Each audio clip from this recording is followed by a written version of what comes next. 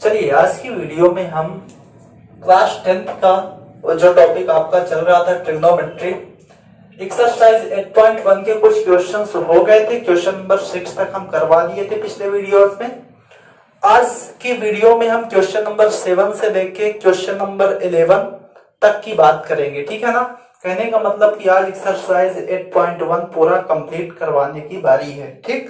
तो चलिए देखते हैं। ये आपका एक क्वेश्चन लिखा हुआ है, क्वेश्चन नंबर 7 है आपका एनसीईआरटी का एक्सरसाइज 8.1 का क्वेश्चन है। इसमें आपको गिवन है if cot theta is equal to 7/8 then find the value of, first question है 1 plus sine theta bracket of 1 minus sine theta divide by 1 plus cos theta 1 minus cos theta.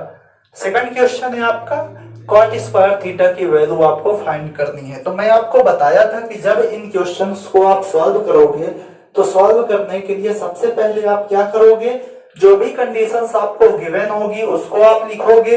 Given condition आपको यहाँ पे क्या given है, आपको given है cot theta की value. cot theta की वैल्यू कितनी है, cot थीटा की वैल्यू आपको गिवन है 7/8।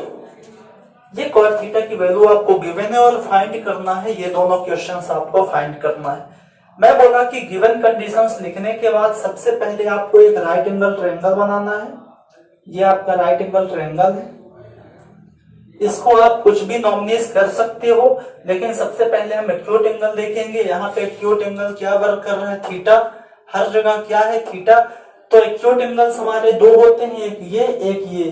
कहीं पे भी हम थीटा को रख सकते हैं, हम यहाँ पे थीटा को रख दिए और सिंपली इसको नॉमिनेट कर दिए। ट्रायंगल हमारा क्या है, एबीसी, जिसमें बी आपका क्या है, राइट एंगल है, ठीक है ना।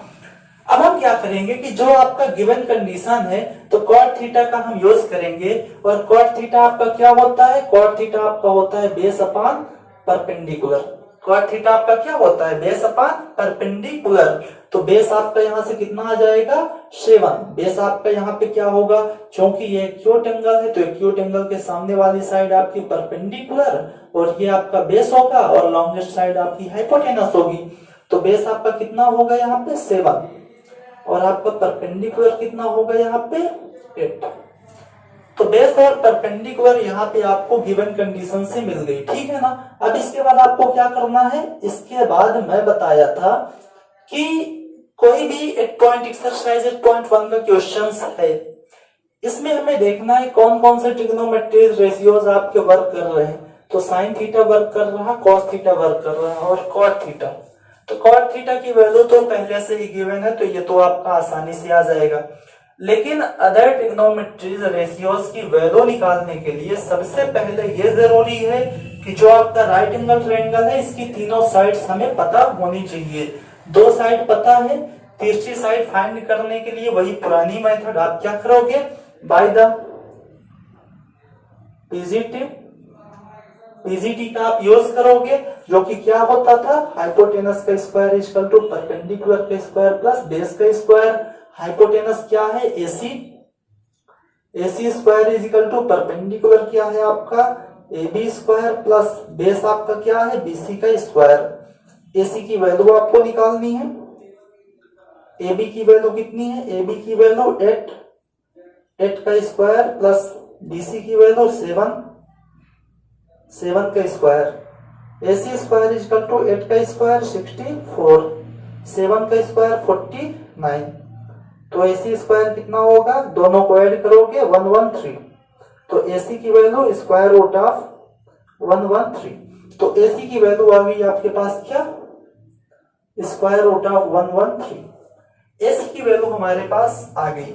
अब ट्रायंगल की तीनों साइड हमें मिल गई। तो ट्रायंगल की तीनों साइड मिल गई तो जो भी हमें ट्रिग्नोमेट्री रेशियोज चाहिए उसकी वैल्यू अब यहाँ से हम निकाल सकते हैं। तो देखिए हमें कौन कौन से ट्रिग्नोमेट्री रेशियोज चाहिए, साइन थीटा और कॉस थीटा फर्स्ट के लिए। तो साइन थीटा की वैल्यू निकालेंगे। तो साइन थीटा हमारा क्या होता था, परपेंडिकुलर अपॉन हाइपोटेनस। तो परपेंडिकुलर क्या है, एबी, हाइपोटेनस एसी। तो साइन थीटा की वैल्यू आ जाएगी, एबी की वैल्यू 8 और एसी की वैल्यू स्क्वायर रूट ऑफ 113। ये साइन थीटा की वैल्यू आ गई। एंड कॉस थीटा क्या होता है, बेस अपॉन हाइपोटेनस। बेस क्या है आपका BC, हाइपोटेनस आपका AC, तो cos थीटा कितना होगा, BC की वैल्यू 7 और AC की value square root of 113। cos theta की वैल्यू आपके पास आ गई। अब sin थीटा cos थीटा दोनों की वैल्यू आ गई, तो फर्स्ट क्वेश्चन आप सॉल्व कर सकते हो। तो चलिए देखिए फर्स्ट क्वेश्चन सबसे पहले। तो फर्स्ट क्वेश्चन आपका क्या है, 1 plus sine theta bracket of 1 minus sine theta. तो अब कुछ नहीं करना है, साइन थीटा की वैल्यू आ गई तो 1 प्लस साइन थीटा की वैल्यू रखिए। साइन थीटा की value 8 upon square root of 113 bracket of 1 minus sine theta, तो 1 माइनस फिर से साइन थीटा की value 8 upon square root of 113 whole divide by 1 plus cos theta, तो 1 प्लस कॉस थीटा की value रखिए। Cos theta की value यहां से 7 upon square root of 113 bracket of 1 minus cos theta की वैल्यू फिर से रखिए 7 अपॉन स्क्वायर रूट ऑफ 113। बस इतना करने के बाद ट्रिग्नोमेट्री का काम खत्म। अब आपको क्या करना होता है, कैलकुलेशन आप पिछली क्लासेस में सीखे हो कैसे करना है। यहाँ पे देखिए a plus b a minus b का फार्मूला है, तो a square minus b square हो जाएगा, तो 1 का स्क्वायर 1 माइनस 8 का स्क्वायर 64 स्क्वायर रूट ऑफ 113 का स्क्वायर रूट ऑफ का हट जाएगा whole divide by a plus b a minus b से 1 का स्क्वायर 1 माइनस 7 का स्क्वायर 49 डिवाइड बाई 113। अब क्या करोगे, फ्रैक्शन दिख रहा है तो एलसीएम लोगे, एलसीएम सॉल्व करोगे तो आपका आएगा 113 और 1 का एलसीएम कितना आएगा 113 का मल्टीप्लाई 1 के साथ 113 माइनस 64 का 1 के साथ 64 होल डिवाइड बाई इसका एलसीएम कितना आएगा 113 माइनस 49। ये देखिए डिनोमिनेटर आपका सेम है, कैंसिल हो जाएगा और ये आपका कितना आएगा, सॉल्व करने पे इसको आप माइनस करोगे तो आपका कितना आएगा, ये 13 है, 13 में 4 तो कितना आएगा आपका समथिंग 9, टोटल ये कितना आएगा आपका 49 और डिवाइड बाई इसको माइनस करवाओगे तो कितना आएगा आपका 64, कितना आएगा 64, ठीक है ना। तो पहला जो आपका क्वेश्चन था ये इसका आंसर कितना आएगा 49/64, ठीक है ना। ये फर्स्ट का क्या है आंसर। इसी तरह सेकंड क्वेश्चन आप देखो, सेकंड क्वेश्चन आपका क्या है कॉट स्क्वायर थीटा। तो कॉट स्क्वायर थीटा को आप लिख सकते हो कॉट थीटा का होल स्क्वायर और कॉट थीटा की वैल्यू आपको गिवन है, कॉट थीटा की वैल्यू 7/8 का होल स्क्वायर, तो 7 का स्क्वायर 49, 8 का स्क्वायर 64। ये आपका सेकंड आंसर आ गया, ठीक है ना। तो बहुत इजी क्वेश्चंस है, कुछ नहीं करना है, राइट एंगल ट्रायंगल बना के तीनों साइड्स निकाल के जो भी ट्रिग्नोमेट्री रेशियोज हो उसकी वैल्यू फाइंड करके सिर्फ यहाँ पे वैल्यू पुट कर देना है, कैलकुलेशन कर देना है, आपका आंसर, ठीक है ना। चलिए अगला क्वेश्चन देखते हैं। चलिए देखिए ये आपका क्वेश्चन नंबर 8 है। इसमें आपको गिवन है if 3 cot a is equal to 4 then check whether 1 minus tan square a upon 1 plus tan square a is equal to cos square a minus sin square a। आपको बताना है कि क्या ये इसके इक्वल होगा कि नहीं। तो सेम टू सेम मेथड आपकी वही रहेगी। जब इसको आप सॉल्व करोगे तो सॉल्व करने के लिए सबसे पहले आप गिवन कंडीशंस को लिखो। गिवन कंडीशन आपके पास कितना है 3 cot a is equal to 4, ये आपके पास गिवन कंडीशन है। 3 cot a is equal to 4 है तो 3 को आप उधर भेज दो तो cot a की वैल्यू आ जाएगी 4/3। cot a की वैल्यू आपके पास आ गई 4/3। अब आपको चेक करना है कि ये इसके इक्वल है कि नहीं। तो वही प्रोसेस, आप एक राइट एंगल ट्रायंगल बनाओगे, एक राइट एंगल ट्रायंगल ये आपको हो गया। यहाँ पे देखोगे कि आपका एक्यूट एंगल क्या है, तो एक्यूट एंगल क्या है ए, तो ए को या तो यहाँ पे रखो या तो यहाँ पे, हम यहाँ पे रख देते हैं, तो BC को हम यहाँ पे रख सकते हैं, ठीक है ना। तो हमारा ट्रायंगल ABC बन गया। अब एक्यूट एंगल हमारा A हो गया, तो एक्यूट एंगल A के अकॉर्डिंग जो आपको हम कंडीशन बताए थे कि एक्यूट एंगल के सामने वाली साइड को परपेंडिकुलर, और ये आपका बेस होता है और ये आपका क्या होता है हाइपोटेनस, ठीक है ना। इतना आपको कर लेना है। इसके बाद cot A is equal to 4/3 दिया है, तो cot A is equal to 4/3, तो cot थीटा क्या होता है आपका बेस अपॉन परपेंडिकुलर। इसका मतलब बेस आपका कितना है 4 और परपेंडिकुलर कितना है 3। दो साइड आपको दे दिया। अब तीसरी साइड निकालने के लिए वही आप पीजीटी का यूज करोगे, तो in triangle ABC by the using PGT, तो क्या होगा हाइपोटेनस का स्क्वायर परपेंडिकुलर प्लस बेस का स्क्वायर। तो हाइपोटेनस क्या है एसी का square is equal to perpendicular BC का स्क्वायर बेस एबी का स्क्वायर। एसी आपको निकालना है, एसी का square is equal to BC आपको गिवन है 3 का स्क्वायर, एबी आपको गिवन है 4 का स्क्वायर, तो AC square is equal to 3 का स्क्वायर 9, 4 का स्क्वायर 16, एसी स्क्वायर 16 9 25, एसी की value square root of 25, AC की वैल्यू प्लस माइनस 5 होगी, लेकिन लेंथ है एसी इसलिए नेगेटिव वैल्यू नहीं लेंगे। कितना आएगा एसी की वैल्यू 5, एसी की वैल्यू आपके पास आ गई 5। अब जो भी आपका ट्रायंगल एबीसी था इसकी तीनों साइड आपको मिल गई। अब आपको सिंपली क्या करना है, जो भी क्वेश्चन आपको गिवन है अब उस पे आप डिस्कस करो। इसको अब हम चेक करते हैं कि ये इसके इक्वल है कि नहीं। तो सिंपली वही मेथड वैल्यू रखेंगे, वैल्यू रखने के बाद चेक करेंगे left hand side is equal to right hand side है कि नहीं। तो चलिए देखते हैं। तो सबसे पहले हम यहाँ पे वैल्यू निकालेंगे। किसकी वैल्यू निकालेंगे, tan a की वैल्यू निकालेंगे। तो tan a की वैल्यू कितनी होगी, तो tan a क्या होता है परपेंडिकुलर अपॉन बेस, तो tan a की वैल्यू आ जाएगी आपके पास परपेंडिकुलर कितना है 3, बेस क्या है 4, 3/4 tan a की वैल्यू आपके पास आ गई। इसी तरह अब आप वैल्यू निकाल लो cos a और sin a की वैल्यू। तो cos a की वैल्यू आपके पास आ जाएगी बेस अपॉन हाइपोटेनस से, तो cos a की वैल्यू आपके पास आ गई base upon hypotenuse 4/5 and sin a भी है, तो sin a की वैल्यू निकाल लो परपेंडिकुलर अपॉन हाइपोटेनस, तो sin a की वैल्यू आ जाएगी परपेंडिकुलर कितना है 3, हाइपोटेनस 5, 3/5। क्वेश्चन में जितने भी ट्रिग्नोमेट्री रेशियोज का यूज हुआ था सभी की वैल्यू हम निकाल चुके हैं। अब हम क्या करेंगे, सिंपली यहाँ पे वैल्यू रख देंगे और चेक करेंगे left hand side is equal to right hand side है कि नहीं। तो अब आप सिंपली चेक करोगे। नाउ यहाँ पे वैल्यू रखो 1 माइनस tan a की वैल्यू, और tan a की वैल्यू कितनी है 3/4, तो 3/4 का स्क्वायर, क्योंकि स्क्वायर लगा हुआ है, divide by 1 plus tan square a 3/4 का whole square is equal to cos square a, cos a की वैल्यू कितनी है 4/5 का whole square minus sin a की वैल्यू, sin a की वैल्यू 3/5 का होल स्क्वायर। कैलकुलेशन करो तो कितना आ जाएगा आपका 1 माइनस 3 का स्क्वायर 9, 4 का स्क्वायर 16, डिवाइड में 1 कर सकते हैं, 1 प्लस 3 का 9 16, डिवाइड में 1 कर सकते हैं, 4 का स्क्वायर 16, 25 माइनस 9 25। एलसीएम लोगे कितना एलसीएम आएगा 16 एलसीएम आएगा, 16 1 जा 16 माइनस 9 कितना आएगा, 16 में 9 माइनस करो, 4 डिवाइड बाई यहाँ पे 16 प्लस 9, ठीक है ना। और इक्वल में आपका कितना होगा, इधर 25 आपका एलसीएम आएगा, तो कितना आएगा 16 माइनस 9, ठीक है ना।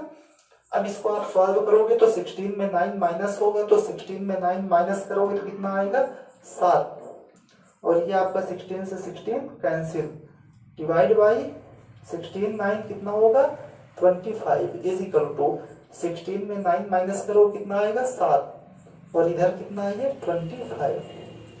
यहाँ पे देखोगे left hand side is equal to क्या है राइट हैंड साइड है। इसका मतलब ये जो हमारा लिखा था ये क्या है ट्रू है, वेरीफाइड, ठीक है ना। तो सिंपल सा क्वेश्चन था, हमें सिर्फ ये देखना था कौन कौन से ट्रिग्नोमेट्री रेशियोज हमारे वर्क कर रहे हैं, उन्हीं की वैल्यू निकाल के यहीं पे पुट कर देना है, चेक कर लेना है कि left hand side is equal to right hand side है कि नहीं, बस और कुछ भी नहीं करना था इस क्वेश्चन में। तो इसको नोट करिए। और अगला क्वेश्चन आपका क्वेश्चन नंबर 9 है। अब क्वेश्चन नंबर 9 को हम देखेंगे। इसमें बोला गया है in triangle ABC right angled at B if tan a is equal to 1/√3 then find the value of first है sine A cos C plus cos A sine C. Second question आपका है cos A cos C minus sine A sine C की value आपको निकालना है। तो चलिए देखते हैं इस क्वेश्चन को, बहुत इजी क्वेश्चन है।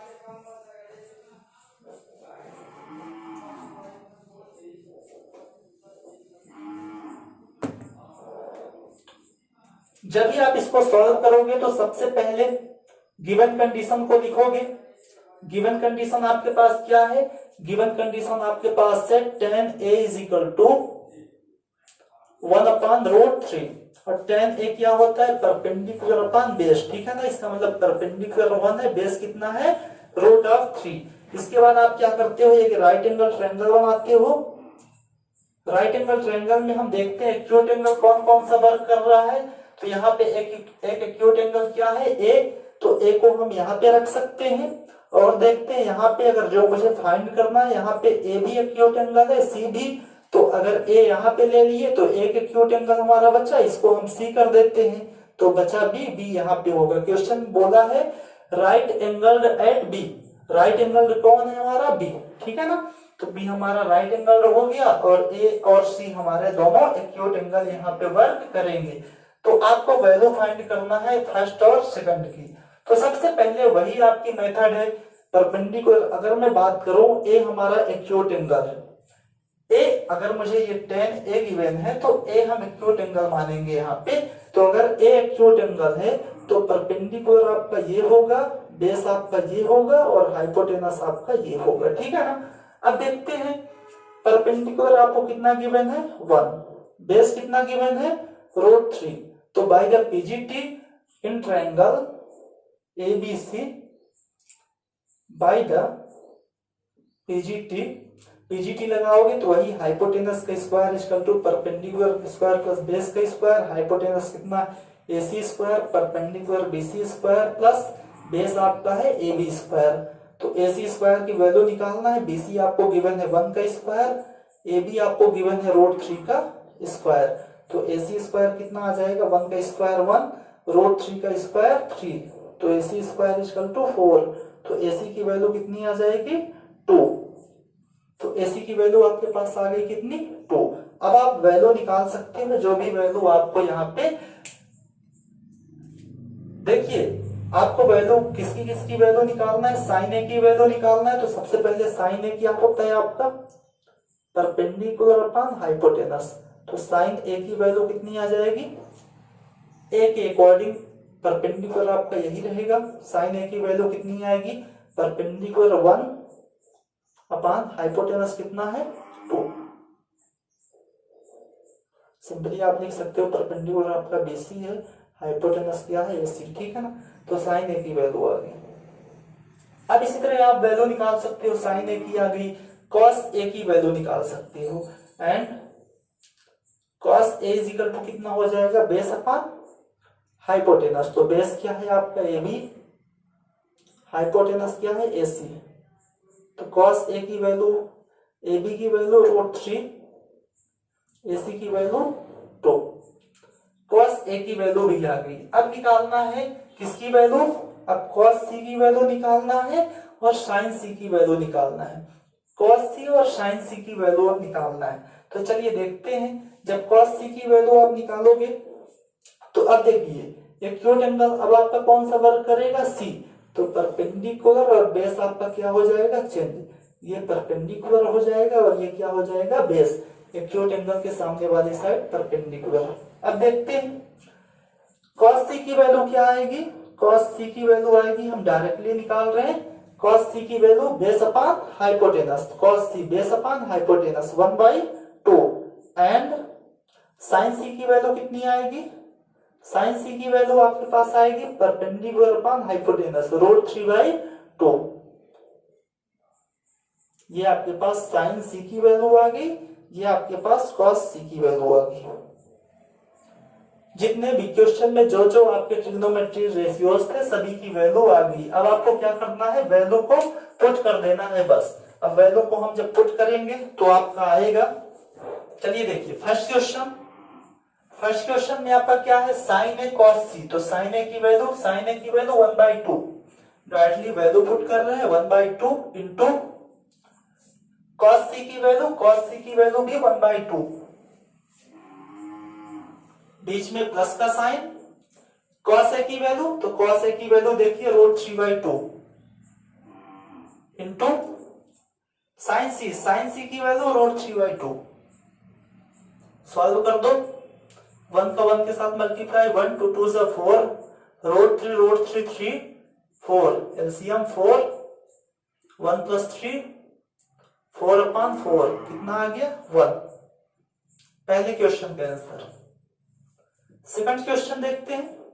सेकंड क्वेश्चन में क्या है, cos ए की वैल्यू कितनी है √3/2 इंटू cos सी की वैल्यू 1/2, बीच में माइनस का साइन, साइन ए की वैल्यू 1/2, साइन सी की वैल्यू √3/2,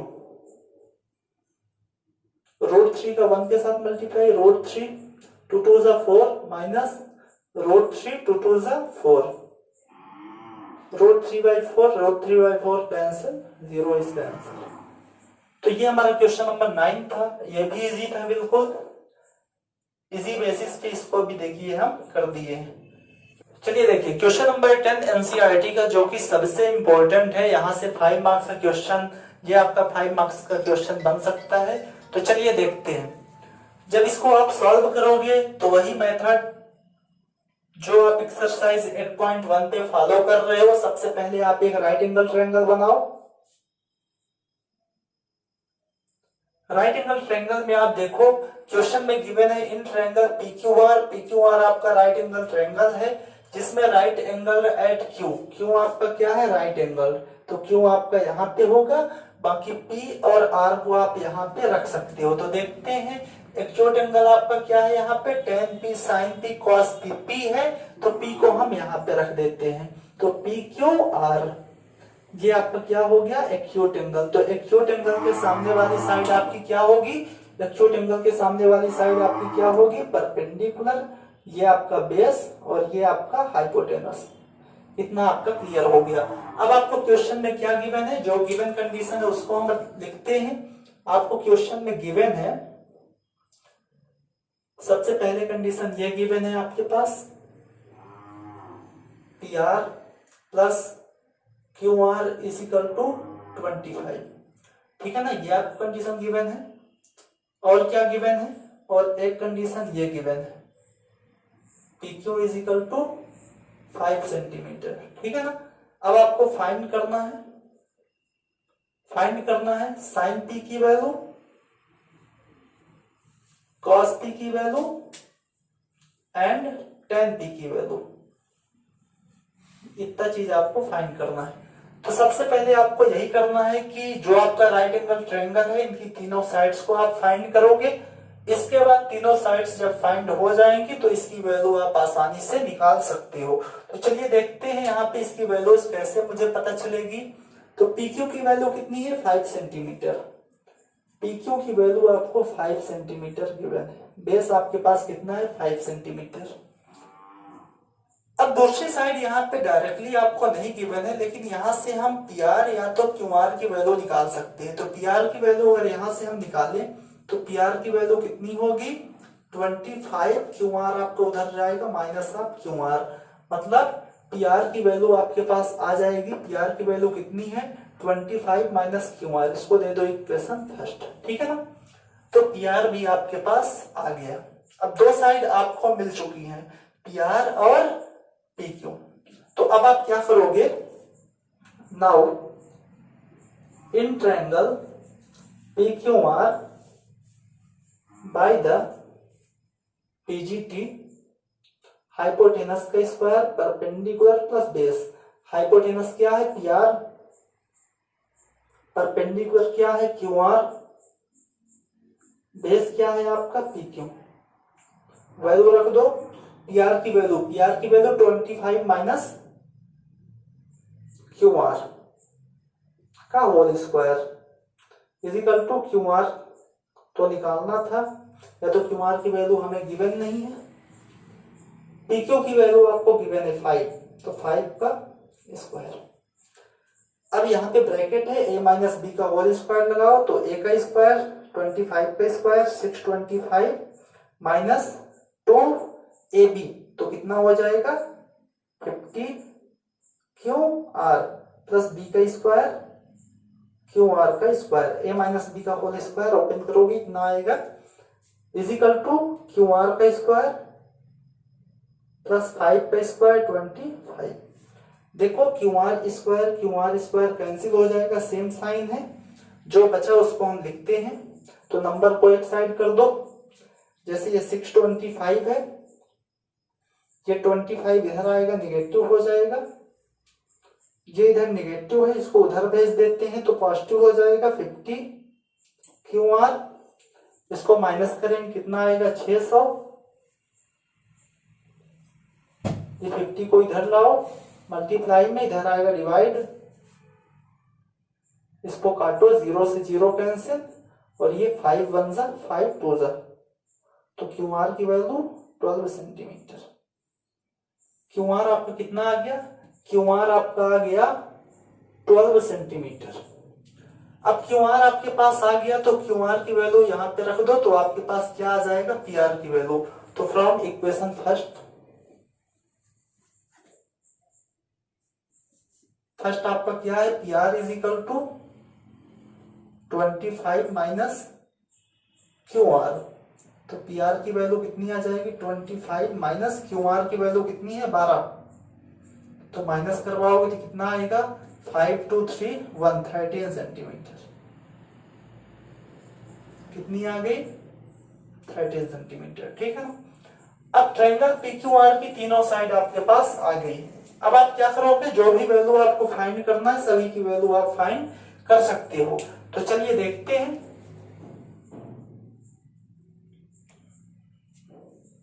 सबसे पहले आपको निकालना है साइन पी की वैल्यू। तो साइन पी क्या होता है परपेंडिकुलर अपॉन हाइपोटेनस। परपेंडिकुलर क्या है आपका क्यू आर,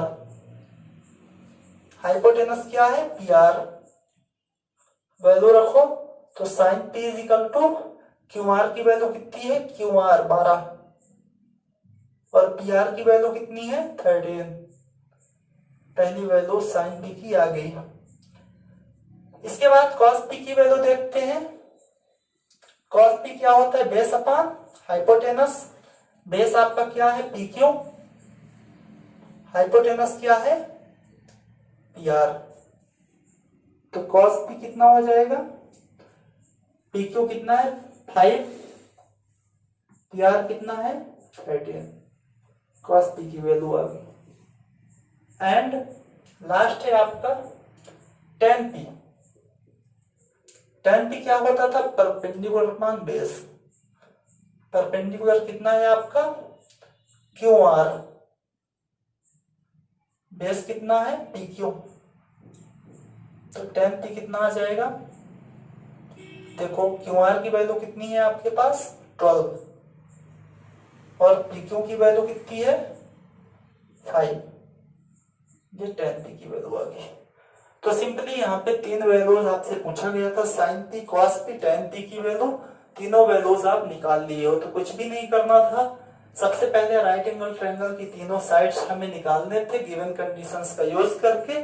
उसके बाद जो भी ट्रिग्नोमेट्री रेशियोज की वैल्यू पूछा था मुझसे उनकी वैल्यूज हम निकाल दिए हैं। ठीक है ना, चलिए लास्ट क्वेश्चन, इसका सिर्फ एक क्वेश्चन बचा है, वो भी आपका ट्रू फॉल्स का क्वेश्चन है जो कि इजी है, उसको बताते हैं, इसके बाद ये एक्सरसाइज खत्म। ठीक है ना, देखिए क्वेश्चन नंबर 11 में आपको ट्रू फॉल्स सिंपली यहाँ पे बताना है।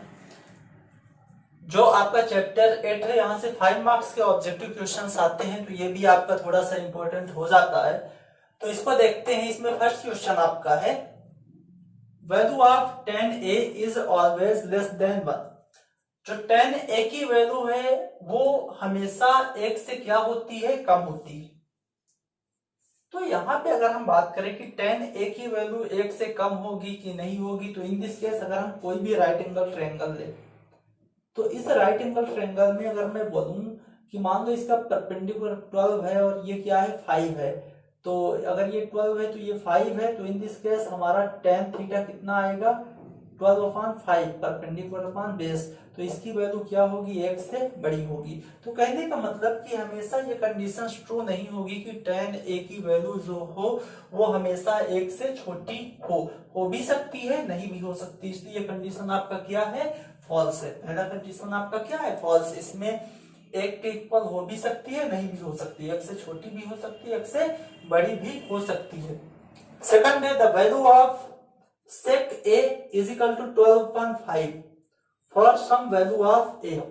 कहने का मतलब sec a की वैल्यू 12/5 क्या हो सकती है, तो sec a आपका क्या होता है, sec a आपका होता है सिंपली, अगर यहीं पे हम बात करें तो sec a आपका क्या होता है, hypotenuse upon base, hypotenuse upon base. अगर हाइपोटेनस को मैं ले लूं 12 और इसको ले लूं 5, तो इन दिस केस आपका परपेंडिकुलर कुछ आएगा 1 4 4 25, आप इसको माइनस करवाओगे तो कितना आएगा 9 3 2 1 1 9, कितना आएगा स्क्वायर रूट ऑफ 119। तो इन दिस केस अगर मैं बात करूं कि सेक ए की वैल्यू जब आपका हाइपोटेनस 12 और बेस क्या आ जाए 5, तो सेक ए की वैल्यू कितनी आ सकती है 12/5, ठीक है ना। तो ये आपका क्या है, ट्रू। तीसरा क्वेश्चन आपका है cos a is a abbreviation of cosecant.